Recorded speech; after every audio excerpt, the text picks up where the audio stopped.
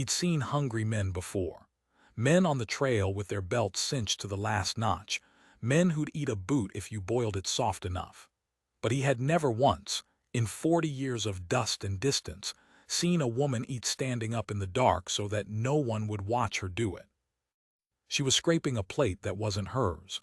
Cold beans. A rind of somebody else's fatback. She ate fast and quiet, the way an animal eats when it's learned that being seen eating gets you kicked. And the cowboy stood in that doorway with his hat in his hand, and something in his chest just folded. No one, he said before he could stop himself, should live like this. She didn't cry. That's the part I still think about. A weaker woman would have cried, and it would have been easier for all of us. Instead, she set that plate down real slow, wiped her mouth with the back of her wrist, and looked at him like he was the poorest thing she'd ever seen. "Mister," she said, "I don't recall asking you. Stay with me." Because what happened after that, between the proudest woman in Coldwater Bend and a man who didn't know when to quit, it changed both of them. And it damn near broke me watching it. I should tell you that up front on account of it comes into this. My daddy taught me before he passed, and I never could shake it. Give me a knife and a scrap of cedar and I'll turn out a little bird, a little horse, a little nothing, and leave it wherever I've been. Bunkhouse windowsills, fence posts, the lip of a well. I don't sign them. I just leave them like a cat leaves a dead mouse on your step, and I've never rightly understood why, except that a man's got to prove to himself he was somewhere. That the world took something, and he put something back. My name's Emmett Rowe. In the winter this all happened, I was 51 years old and hearing on at the Dupree spread outside a town called Coldwater Bend, which sat in a fold of country so dry the Lord must have wrung it out and forgot to hang it back up. Cattle town without much cattle left in it. The kind of place that had been dying so slow nobody'd thought to bury it. I'd been 3 weeks at Dupree's, mending fence and cussing the wind, when I first laid eyes on the widow. It was the cafe that did it, or the thing that passed for a cafe, a low plank building run by a sharp-faced woman named Coralie Sutton, who served biscuits hard enough to shoe a horse and coffee you could have tanned leather in. I ate there because the bunkhouse cook had a way with beans that made a man weep, and not from tenderness. So I'd walk the 2 miles in of an evening, take my supper at Coralie's, and walk it back under the stars, and that was my whole society in those days. I came late one night, later than usual. A heifer had gone through the wire and I'd spent the last light chasing her, so it was full dark and past closing when I got to town, and the cafe windows were black.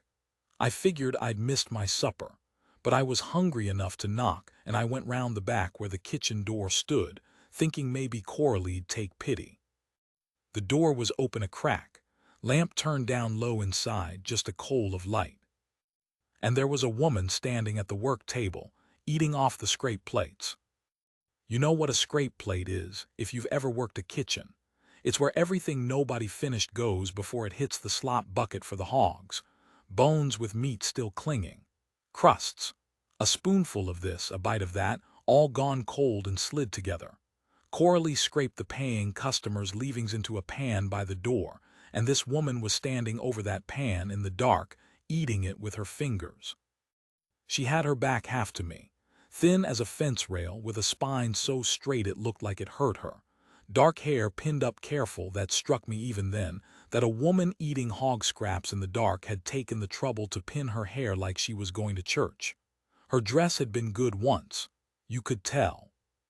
It had been turned and mended so many times it was more mending than dress, but the person who'd made those stitches had cared, had made each one small and even and proud, and she'd worn it clean. I must have made a sound, my boot on the sill, my breath, I don't know.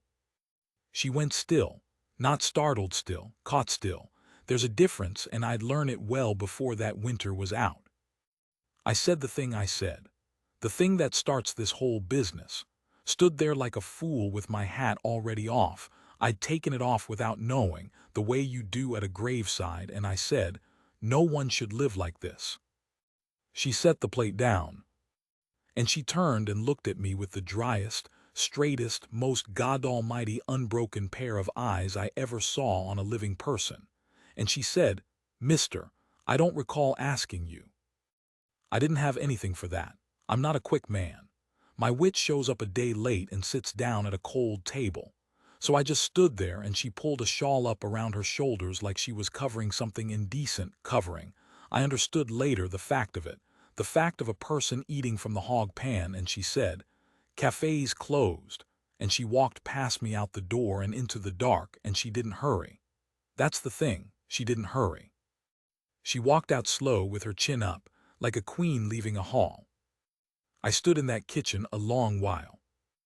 Then I went and sat on the cafe step and I got out my knife and a bit of cedar I had in my coat, and I whittled until my hand stopped wanting to do something else. I didn't know yet what I was making. It turned out to be a bird. It usually does. Her name, I learned the next morning, was Vesta Kell. I asked Coralie about her, careful, the way you ask about something you've got no right to ask about. Coralie was scrubbing the same work table the widow had eaten at, and she didn't look up. "Vesta washes for me," Coralie said. "Dishes, come 6 evenings, I give her 2 bits and whatever's." She stopped. Her jaw worked. "Whatever's left." "The scrape pan," I said. Coralie slammed the rag down. "You think I like it? You think I like a woman like that eating out of my hog pan?" I offered her a plate. First week she come to me, I set her down a full hot plate, biscuits and all, and she looked at it like I'd spit in it. Said she'd take her wage in coin and nothing more. Said she wasn't a charity case. So Coralie's voice cracked and she covered it with meanness, the way some folks do. "So I leave the pan, and I make sure there's good bits in it. I overcook. I ruin good meat on purpose so there's more scraped off, so there's more in that pan for her. And she eats it standing up in my dark kitchen because she'd rather do that than take a plate from my hand like a human being. There. That's the widow Kell, proud as Lucifer and near as much use to herself." I turned my hat in my hands. "Her husband," I said. Coralie's face changed. All the meanness ran out of it, and what was left was old and tired. "Tom Kell," she said. "Good man, better'n most. He run the freight line out of here, him and 1 wagon and 2 mules hauled between here and Canyon Seco. Winter before last the creek was up, flash flood, come down out of nowhere the way it does, and there was a family caught on the wrong side. The Ordway family. Ma and 2 little ones, wagon stuck axle deep in the crossing, water rising." I didn't say anything. I knew where this was going. You always know. "Tom went in after him," Coralie said. "Got the 2 little ones out, went back for the mother. And the water," she made a small motion with her hand, a wave, a going under. "They found him 3 miles down 2 days later. The Ordway woman lived, went to her sister's in El Paso and never come back and never wrote, and I don't blame her, but Vesta's got no one and nothing. Tom borrowed against the freight line to buy that 2nd mule. When he died the note came due. She sold the wagon, the mules, the house, everything, and paid every last cent of it. Wouldn't hear of asking the bank for time. Wouldn't hear of the town taking up a collection. Paid it to the dollar and moved into the old line shack out past the Dobbins place, and she's been washing my dishes and eating my scraps ever since." "Why," I said, "why won't she take help?" And Coralie looked at me like I was simple. "Because," she said, "help is the thing she can't afford. You give that woman a plate and you've told her she can't feed herself. You give her $1 and you've told her Tom left her with nothing. Everything that man was, everything he did, dying like that, dying a hero for somebody else's bobbies while his own wife got left with a note and a hole in the ground. The only way she's got to say it meant something is to stand up under it. Alone. She's not eating my scraps because she's poor, mister. She's poor. But that's not why. She's eating my scraps because it's the last thing she's got that she can call earned." I want to tell you I understood all that right then. I didn't. I understood it slow, over that whole winter, the way you understand weather, one cold morning at a time. But I understood enough to know I'd stepped in something. And I understood, walking back to Dupree's that morning with the wind cutting at me, that I wasn't going to be able to leave it alone. Here's a thing about me you might as well have. 30 years back I had a mother widowed young, out in the hill country, and I watched her do a version of this. Not the scrape pan, but the pride, the going without in secret, The don't you dare look when a neighbor came round with a covered dish. She worked herself down to nothing rather than be beholden, and she called it dignity. And I loved her, and I hated it. And I was too young and too dumb and too far away by then to do anything but send money she sent back. She died the winter I was 26 with $40 of mine still folded in a drawer, unspent, because spending it would have been admitting she'd needed it. So when I saw Vestikel eating in the dark, I didn't just see a stranger. I saw a door I'd left shut too long, and behind it my mother at a cold stove. And I thought, with the particular stupid certainty of a man who's been handed a second chance at the wrong thing, not this time. Which is how I made every mistake there was to make. The first one I made was the food. I got it in my head that if she wouldn't take a plate from Coralie's hand, maybe she'd take it if she didn't know where it came from. So I paid Coralie, pressed the coins on her till she took them, to leave a real supper in the scrape pan. A whole one. Untouched. A plate of good stew and cornbread scraped in like leavings so the widow would find it and eat it warm and never know it had been meant for her. I felt clever about it. Lord forgive me, I felt kind. She figured it out in 2 days. Of course she did. You don't survive what she'd survived by being a fool. The scrape pan doesn't hold whole, untouched suppers. Somebody was leaving them for her, and there was only one somebody new in town, and she came looking for me.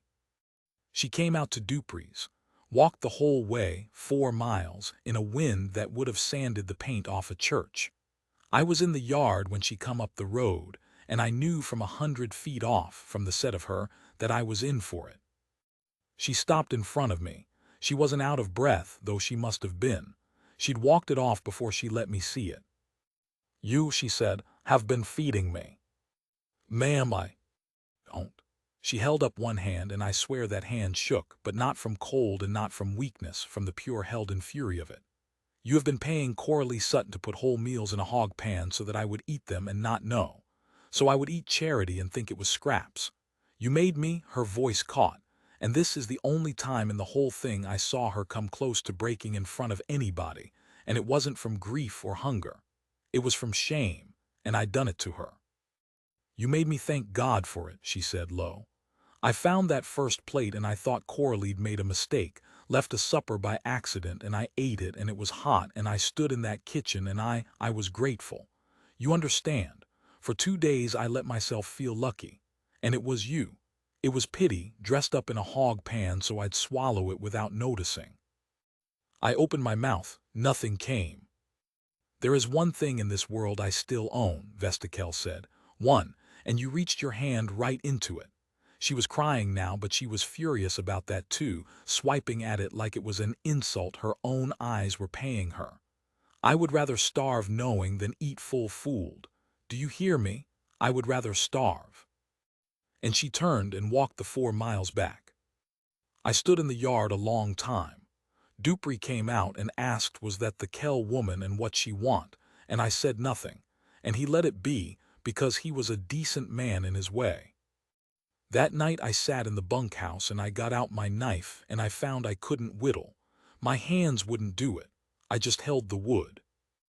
Now here's where a lesser story would have me go back the next day, hat in hand, and win her over with a fine speech. But I didn't have a fine speech, and she wouldn't have suffered one. And anyhow I'd learned something standing in that yard that I want you to sit with, because it took me 51 years to learn it and I'd be poor company if I didn't pass it on. Kindness that costs the giver nothing, but costs the taker their pride isn't kindness. It's theft with a smile on it. I'd wanted to feel good. That was the ugly bottom of it. I'd wanted to be the man who saw the sad widow and fixed her, and I'd have taken the last thing she owned to feel it. My mother had taught me the pride from the inside.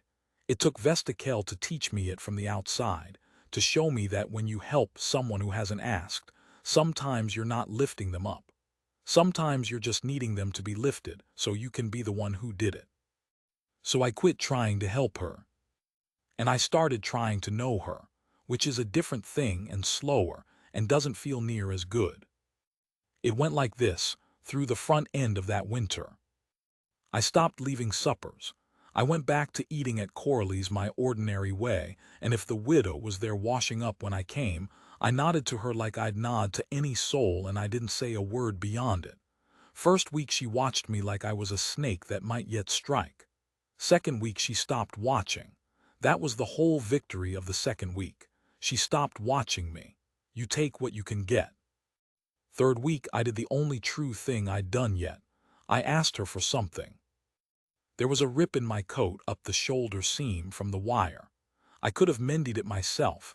I'm no hand with a needle, but I can close a seam. Instead, I brought it to Corley's and I set it on the work table where Vesta was, and I said, "I hear you take in mending. I'll pay the going rate. I can't sew worth a damn, and I'd rather it looked like something." She looked at the coat. She looked at me. She was hunting for the trick in it, and I let her hunt because there wasn't one. It was just a torn coat and a man with 2 bits. 10 cents, she said finally. 15, I said. It's a bad tear. Something moved across her face. I couldn't name it then. I can now.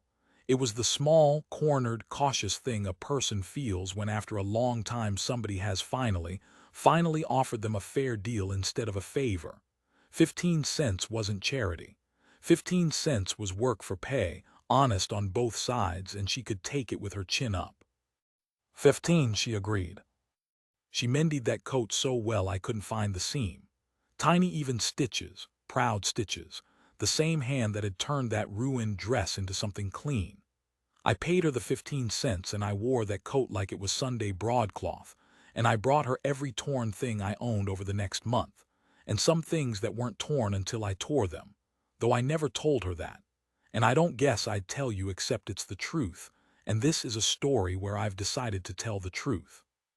She never thanked me for the work. She'd have hated to. But somewhere in there she started leaving the door of the cafe kitchen open when she saw me coming up the road at night, so I wouldn't have to knock. That was her thanks. An open door and a lamp turned up 1 notch brighter than she kept it for herself. You learn to read a proud person the way you learn to read weather, one cold morning at a time. And you learn that with some folks, the door being left open is the loudest thing they know how to say. The snow came the second week of December, and with it the thing that changed everything, though I didn't know it was coming, and neither did she, and neither did the town. It came in the shape of a sickness. I'll tell you about it in part 2.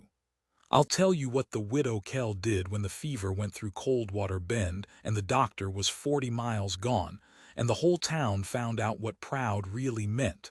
And it wasn't the scrape pan. It was never the scrape pan. But I'll leave you here, at the end of the first part, with a small thing I've never told anyone.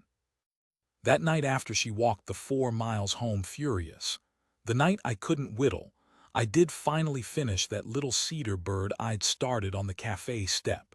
And a few days later, when I brought my coat for mending, I left the bird on the work table without a word, next to her needles.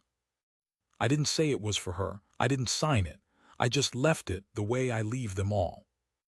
The next time I came, it was gone from the table. And I told myself she'd swept it into the slop bucket with the rest of the scraps, because that would have been like her, and I'd have deserved it. The fever came down out of the Ordway crossing, which nobody missed the meanness of. That's the same creek that took Tom Kell. In the wet season it floods, in the cold it goes low and green and still, and something in that still water went bad that December, and by the second week half of Coldwater Bend was down with a fever that started in the gut and moved to the head and left folks wrung out and raving. The Sutton boy took it. Old Dobbins took it. Corley took it. By the time it was full upon us, the doctor, a circuit man who covered 4 counties on one tired horse, was off in Canyon Seco with a berth that had gone sideways, 40 miles of snow between him and us, and no way to know we needed him. I want you to understand the shape of a town like that when the sickness comes. There's no hospital. There's no help but each other, and each other is what's sick. The healthy tend the down, and then the healthy go down, and the well grow fewer, and the work grows more, and a kind of quiet terror settles over everything. the terror of a place that has always been one bad week from ending and has finally got its bad week. I didn't take it. Some don't. I've had more than my share of luck in the not dying department, and I've never understood it, and I've stopped trying to. And Vesta Kell didn't take it either. But where I just kept my feet out of dumb luck, she kept hers on purpose. And what she did with them is the thing I came here to tell you. She walked into Coralie's the first bad morning and found Coralie on the floor behind the counter, burning up, out of her head, and no customers because the town was too sick to eat. And Vesta Kell, the woman who wouldn't take a plate from Coralie's hand, who'd rather starve than be beholden, got that big hard woman up off the floor and into the back room and into the one clean bed, and she stayed. She didn't ask anybody, she didn't announce it, she just started.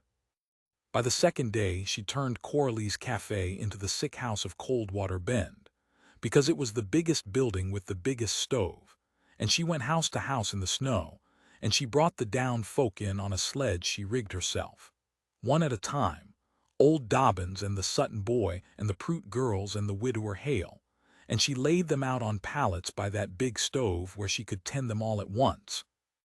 And she boiled water and she cooled foreheads, and she spooned broth into people too far gone to lift a hand, and she did not stop. I came in on the third day.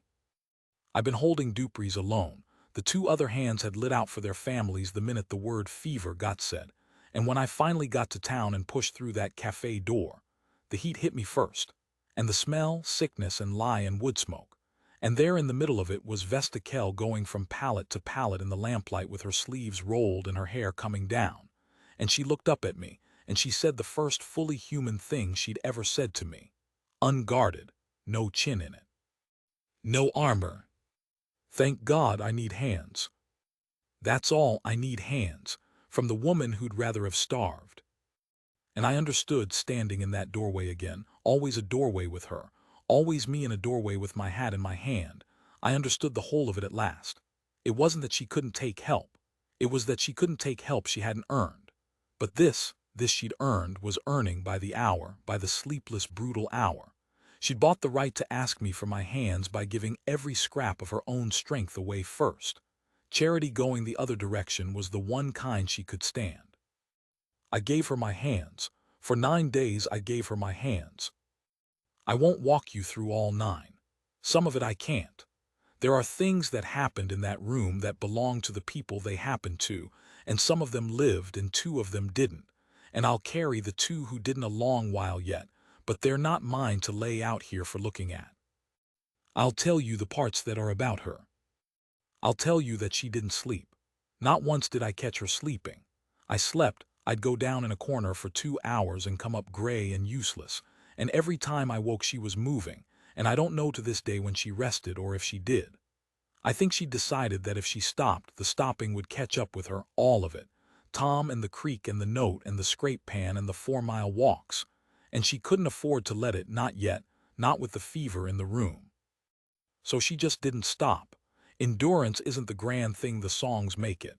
Endurance is a woman deciding, 400 times a night, not to sit down. I'll tell you that on the 6th day the Sutton boy, Coralie's boy, 9 years old, went bad. Went into the deep part of the fever where the breathing gets shallow and far apart and you count the gaps. Coralie was still too sick to know. And Vesta Kell sat on the floor by that boy for 11 hours with his hand in hers, and she talked to him the whole time, low, a river of talk, and I couldn't hear most of it. But once I passed close and I heard her saying the names of the Ordway children.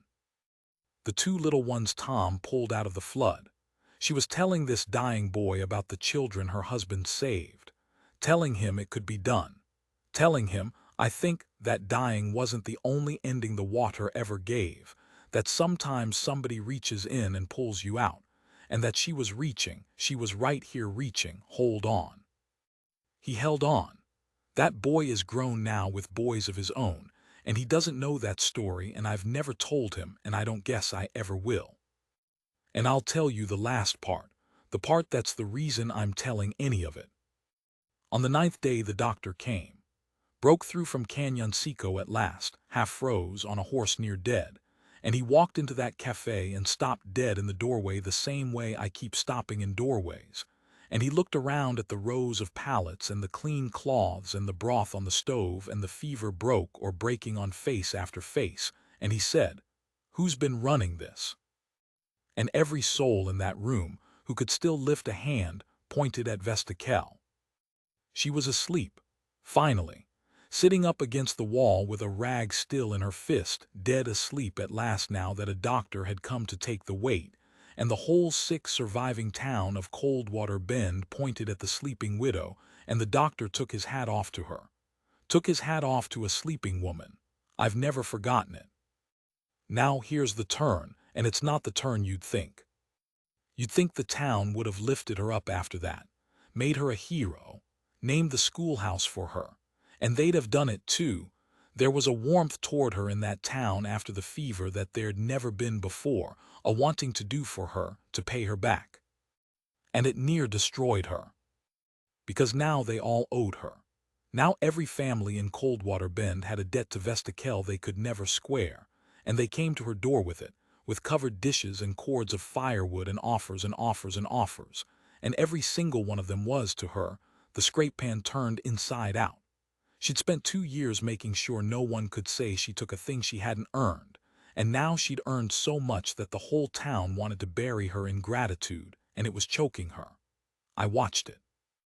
I watched her get thinner in the weeks after the fever than she'd been during it, because now she wouldn't take the covered dishes and she wouldn't take the wood, and she was back to the scrape pan by February, and worse off, because now refusing hurt people who loved her. That's the cruelest thing I know about pride, and I know a lot about it from my mother and from her, and from the coward I was at 26. Pride will let you survive the thing that ought to kill you, and then it will keep right on going and kill you slow once the danger's past, because it doesn't know how to quit. It's a tool that becomes a habit that becomes a cage. So I did the last thing. And this is the thing I'd been walking the whole winter toward, though I didn't plan it, and I've turned it over 1,000 times since to see if it was the right thing, and I still don't rightly know. I went to her line shack in February with a proposition, and I made sure it was a proposition and not a gift, because by then I'd learned that much at least. I told her Dupree was selling off the far quarter section, the piece by the Good Spring, and that I meant to buy it and run my own small herd, and I couldn't do it alone, and I was too old and too set to marry into a hand, and what I needed was a partner. Somebody to keep the books and run the house side and take a half share for a half's worth of work. I told her I'd seen her rig a sledge and run a sick house and pay a man's debt to the dollar, and there wasn't a soul in the territory I'd trust the books to over her. A partnership, I said, even shares, nobody beholden. You'd own the half you worked. She stood in the doorway of that miserable shack, her doorway now, and me on the outside of it, the way it always was, and she looked at me a long time. "That's not what this is," she said quietly. "This is you finding a way to feed me that I can't refuse. And I want you to hear that I didn't lie to her. I could have. I could have sworn up and down it was pure business. Instead, I stood there in the cold and I said the truest thing I had, which is a thing I'd never said to any living person, including my own poor mother. May God keep her. You're right, it is. I found a way to feed you that you can't refuse, because I couldn't stand by and let your pride do to you what my mother's did to her. She died with $40 of mine in a drawer she wouldn't spend, Vesta, and I have hated myself for 25 years for letting her, and I will not do it twice. So yes, this is me feeding you, but it's also true. Every word of the business is true. The land's real, the herd's real, the books are real, and you'd earn every cent of your half and more. Both things are true at once.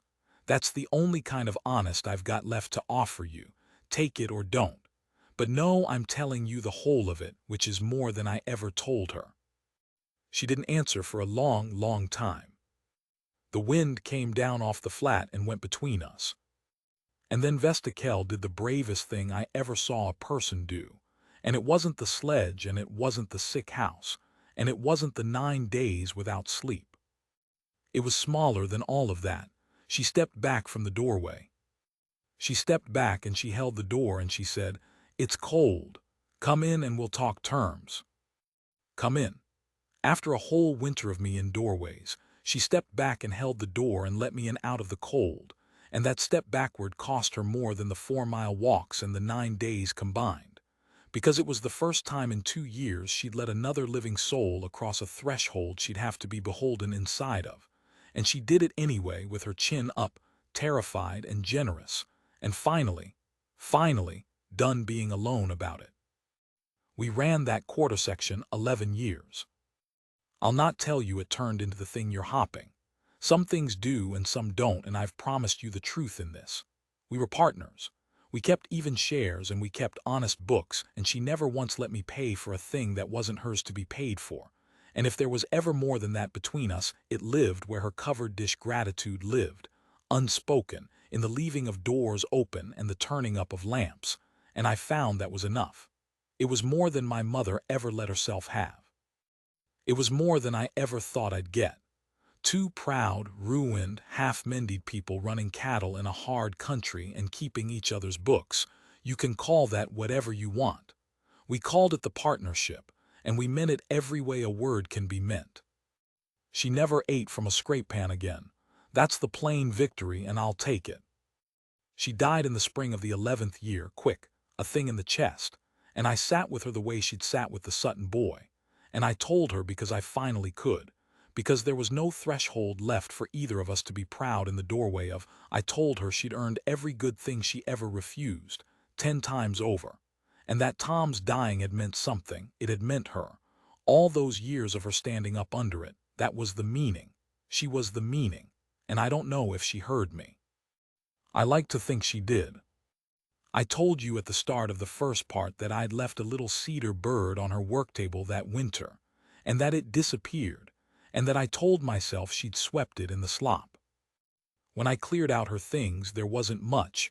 There was never much. I found them. A box, a plain wood box, the kind that holds needles and thread, and it didn't hold needles and thread. It held every bird and horse and little nothing I'd whittled and left around Coldwater Bend for 11 years and never signed and never mentioned. The one from the cafe table, one's off the fence posts, one I'd left on the well lip and forgot. She'd found them, all of them. She'd walked that hard country picking up the things I left to prove I'd been somewhere, and she'd kept them in a box for 11 years and never said one word.